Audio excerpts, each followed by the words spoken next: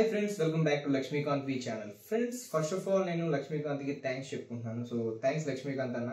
And friends ఈ రోజు ఈ వీడియోలో మనం ఒక 30,000 రూపీస్ కి మంచి గేమింగ్ పీసీ బిల్డ్ తయారు చేద్దాం. ఫ్రెండ్స్ అంతకంటే ముందు నన్ను నేను ఇంట్రడ్యూస్ చేసుకుంటాను. నా పేరు ఉదయ్ కిరణ్ అండ్ నా ఛానల్ పేరు ఉదయ్ టెక్ టిప్స్. ఫ్రెండ్స్ మీరు నా ఛానల్ విజిట్ చేయడానికి ఉదయ్ టెక్ టిప్స్ అని చెప్పి యూట్యూబ్ లో సెర్చ్ చేయొచ్చు. ఫ్రెండ్స్ ఈ రోజు మనం 30,000 రూపీస్ కి బిల్డ్ చేస్తున్నాం కాబట్టి అయితే మనం మామూలు నార్మల్ పీసీ అయితే కనుక ఈజీగా బిల్డ్ చేసుకోవచ్చు. కానీ గేమింగ్ పీసీ విషయానికి వచ్చేసరికి కాంపోనెంట్ సెలెక్ట్ చేసుకోవడం చాలా సెలెక్టివ్ గా ఉండాలి. ఎందుకంటే సిమిలర్ ప్రైస్ రేంజ్ లో మనకి చాలా ఎక్కువ కాంపోనెంట్స్ ఉంటాయి. సో వాటి నుంచి ఏది సెలెక్ట్ చేసుకోవాలి అనేది మనకు చాలా కన్ఫ్యూజింగ్ గానే ఉంటుంది. సో ఫస్ట్ ఆఫ్ ఆల్ మన యొక్క బిల్డ్ నేను మాట్లాడబోయేది ప్రొసెసర్ గురించి. సో ప్రొసెసర్ గా నేను ఎంచుకున్నది ఇంటెల్ జీ పెంటినమ్. సో పెంటినమ్ ప్రొసెసర్ ఎంచుకున్నాను. ఇది G4560 ప్రొసెసర్. సో పెంటినమ్ ఎందుకు ఎంచుకున్నాను అంటే దీనికి మెయిన్ రీజన్ ఏంటి అంటే కనుక ఇది i3 తో ఈక్వల్ పెర్ఫార్మెన్స్ మనకి ఇస్తుంది.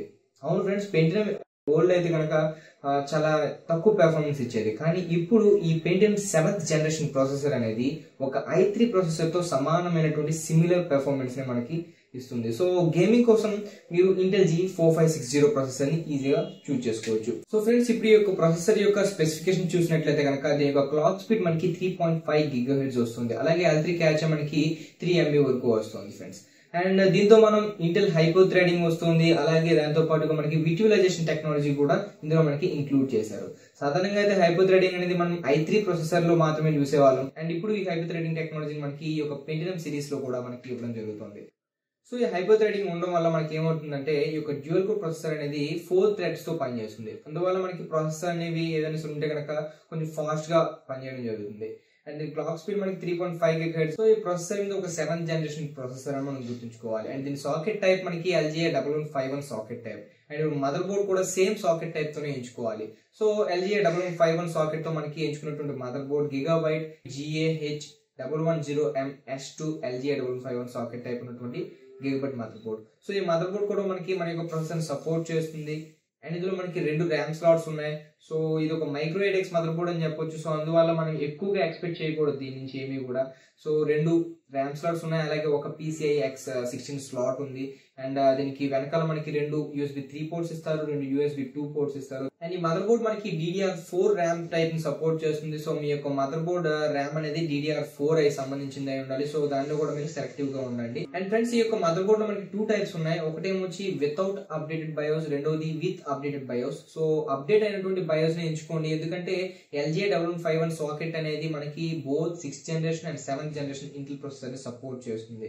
సో 7th జనరేషన్ ప్రాసెసర్ ని సపోర్ట్ చేయాలి అంటే కనుక ఆ మదర్ బోర్డ్ అనేది బయోస్ అనేది అప్డేట్ అయి ఉండాలి. సో ఈ యొక్క Gigabyte మదర్ బోర్డ్ లో మనకి ఆ యొక్క డ్రైవర్స్ బయోస్ అనేది అప్డేట్ అయింది. సో దీన్ని మీరు ఎంచుకోండి.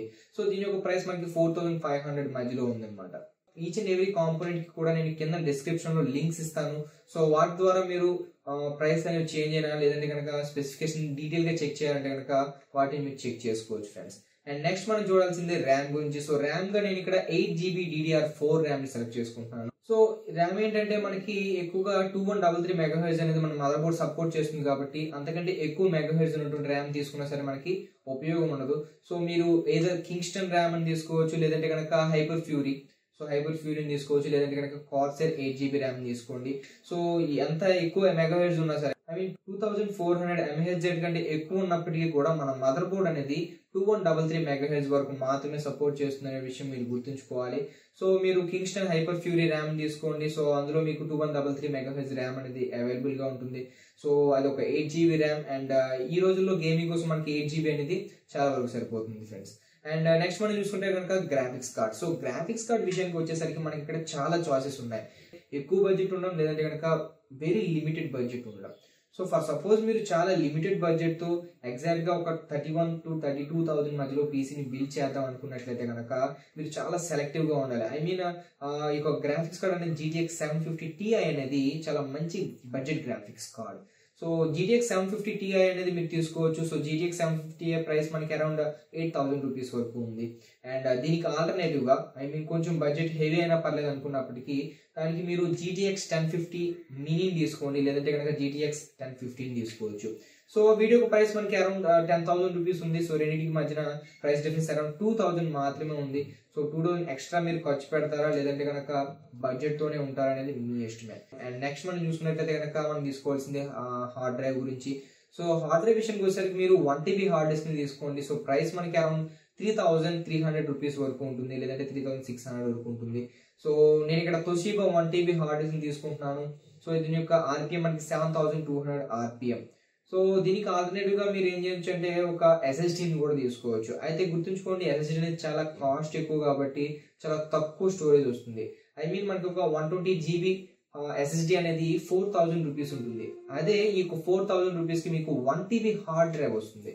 సో మీకు కంప్యూటర్ చాలా ఫాస్ట్ గా ఉండాలి, ఎంతగా డబ్బులు ఖర్చైనా పర్లేదు అనుకుంటే కనుక ఒక ఎస్ఎస్డిని ఒక హార్డ్ డిస్క్ తీసుకోండి, లేదంటే కనుక ఒక హార్డ్ డిస్క్ తీసుకోండి అట్ ప్రెసెంట్. సో ఫ్యూచర్ లో మీరు ఎస్ఎస్డి కొనడానికి ప్లాన్ చేసుకోండి.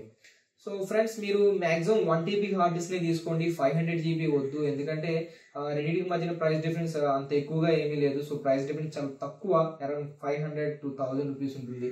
సో దానికోసం మీరు డబుల్ స్టోరేజ్ వస్తుంది. మీకు 500 ఎక్కడ, 1 TB అంటే 1000 GB ఎక్కడ. సో మీరు 1 TBని తీసుకోండి.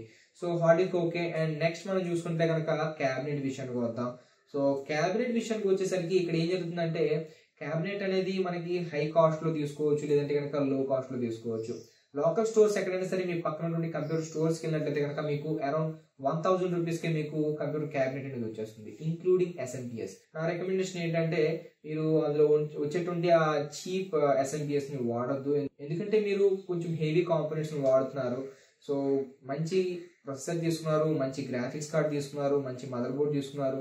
సో వీటన్నిటికీ మీరు సేఫ్టీ కలిగించాలంటే కనుక మంచి SMPS కూడా తీసుకోవాలి. సో నా సజెషన్ ఏంటంటే మీరు ఓన్లీ క్యాబినెట్ మాత్రమే బయట నుంచి తీసుకోండి. లేదు మీరు ఇంటర్నెట్ లోనే కొనుక్కుందాం, అమెజాన్ లోనే కొనుక్కుందాం అనుకుంటే కనుక మీకు అరౌండ్ 2,700 రూపీస్ కి మంచి క్యాబినెట్స్ ఉన్నాయి. సో ఇక్కడ మీకు క్యాబినెట్ కనిపిస్తుంది. సో చాలా మంచి క్యాబినెట్ ఇది, చాలా తక్కువ ప్రైస్ కూడా అన్నిటికంటే. అండ్ ఇందులో మనకి 3 LED ఫ్యాన్స్ ఇస్తున్నారు కూడా. LED ఫ్యాన్స్ అనేవి మన యొక్క సిస్టమ్ ని కూల్ గా ఉంచడానికి పనికి వస్తాయి. సో మాక్సిమం మీ యొక్క కంప్యూటర్ క్యాబినెట్ అనేది ఎయిర్ ఫ్లో బాగా ఉండేటట్టు చూసుకోండి. అలా అయితే మీ యొక్క కంప్యూటర్ అనేది క్యాబినెట్ అనేది కూల్ గా ఉంటుంది, ఆటోమేటిక్ గా మీ యొక్క గేమింగ్ పెర్ఫార్మెన్స్ కూడా ఇంక్రీజ్ అవుతుంది ఫ్రెండ్స్. సో లేదు మీకు బడ్జెట్ తగ్గాలి అంటే కనుక మీకు మాక్సిమం క్యాబినెట్ ని కన్సిడర్ చేయాలి. సో ప్రైస్ కొంచెం తక్కువ చేసుకోవాలంటే కనుక 1000 రూపీస్ ఎంత ఉంటుంది బయట క్యాబినెట్ అనేది. సో దాన్ని మీరు తీసుకోవచ్చు. సో ఓకే, క్యాబినెట్ అయిపోయింది ఫ్రెండ్స్. ఇప్పుడు మీరు SMPS విషయానికి వద్దాం. సో SMPS గా మీరు సెలెక్ట్ చేసుకోవాల్సింది ఒక మినిమం 500 వాట్స్ తీసుకోండి. నిజానికి మీకు 450 వాట్స్ అనేది సరిపోతుంది. ఒక సర్కిల్ SMPS అనేది మనకి అరౌండ్ 2,300 రూపీస్ ఉంది. అండ్ ఇది మనకి 500 వాట్స్ ఇస్తుంది. సో దీనికి మీరు ఆల్టర్నేటివ్ గా 450 వాట్స్ కార్సైర్ SMPS ని కూడా సెలెక్ట్ చేసుకోవచ్చు. సో దాని యొక్క ప్రైస్ మనకి 2,500 రూపీస్ వరకు ఉంది. సో ఫ్రెండ్స్, ఇది ఫ్రెండ్స్. సో ఇందులో మెయిన్ కాంపోనెంట్స్ ఏంటంటే మన యొక్క ప్రొసెసర్ అలాగే మన యొక్క గ్రాఫిక్స్ కార్డ్. సో రెండే మెయిన్ అండి. సో మిగిలిన మనం చేంజ్ చేసినప్పటికీ ఎటువంటి ప్రాబ్లం అనేది ఉండదు. సో మీరు సెలెక్ట్ చేసుకున్నటువంటి ప్రొసెసర్ అనేది మదర్ బోర్డ్ తో మ్యాచ్ అయ్యే విధంగా ఉండాలి. అలాగే మీ యొక్క గ్రాఫిక్స్ కార్డ్ అనేది కొంచెం హై ఎండ్ లో ఉండడం చాలా మంచిది. సో ఫ్రెండ్స్, ఇప్పుడు చెప్పినటువంటి కాంపోనెంట్స్ లిస్ట్ అంతా కూడా ఓన్లీ ఒక CPU కి సంబంధించింది. అండ్ ఇప్పుడు చెప్పినటువంటి లిస్ట్ టోటల్ కలిపితే కనుక మనకి ఎంత వస్తుంది ఇక్కడ చూపిస్తున్నాను చూడండి. సో ఫ్రెండ్స్, టోటల్ మనకి అరౌండ్ 31,000 నుంచి 32,000 వరకు మనకి బడ్జెట్ అనేది అవుతుంది. సో మీకు మంచి పెర్ఫార్మెన్స్ కావాలి అనుకున్నట్టయితే కనుక మీరు కన్సిడర్ చేయాల్సింది గ్రాఫిక్స్ కార్డ్ విషయంలోనే. అండ్ ప్రొసెసర్ విషయానికి వచ్చేసరికి G4560 అనేది చాలా మంచి ప్రొసెసర్ ఫ్రెండ్స్. ఇది ఒక i3 ఈక్వలెంట్ పెర్ఫార్మెన్స్ ఇస్తుంది మీకు. సో గ్రాఫిక్స్ కార్డ్ అనేది అండర్ బడ్జెట్ తీసుకుంటారా లేదంటే కనుక ఓవర్ బడ్జెట్ తీసుకుంటారా అనేది మీ ఇష్టమే ఫ్రెండ్స్. సో ఫ్రెండ్స్, ఇప్పుడు చెప్పినటువంటి మొత్తం కాంపోనెంట్స్ లిస్ట్ అంతా కూడా ఇక్కడ మీకు చూపిస్తున్నాను. వాటితో పాటు వాటి యొక్క ప్రైసెస్ కూడా చూపిస్తున్నాను. అండ్ టోటల్ కిందనే మనకు ఉంది. సో ఫ్రెండ్స్, ఈ వీడియో మీకు నచ్చిందని అనుకుంటున్నాను. నచ్చితే కనుక కింద లైక్ బటన్ ప్రెస్ చేయండి. అలాగే మన యొక్క ఛానల్ ని సబ్స్క్రైబ్ చేసుకోండి. లక్ష్మీకాంత్ ఈ ఛానల్ కూడా సబ్స్క్రైబ్ చేసుకోండి. అండ్ నా ఛానల్ మీరు విజిట్ చేయడానికి youtube.com/udaytechtipsని సెర్చ్ చేయండి. Once again thank you for watching guys. Meet you in our next video. Subscribe చేసుకోండి ఉదయ్ టెక్ టిప్స్ ఛానల్ కి. బెల్ ఐకాన్ ని క్లిక్ చేయండి. లేటెస్ట్ టెక్నాలజీ వీడియోస్ తెలుగులోనే తెలుసుకోండి.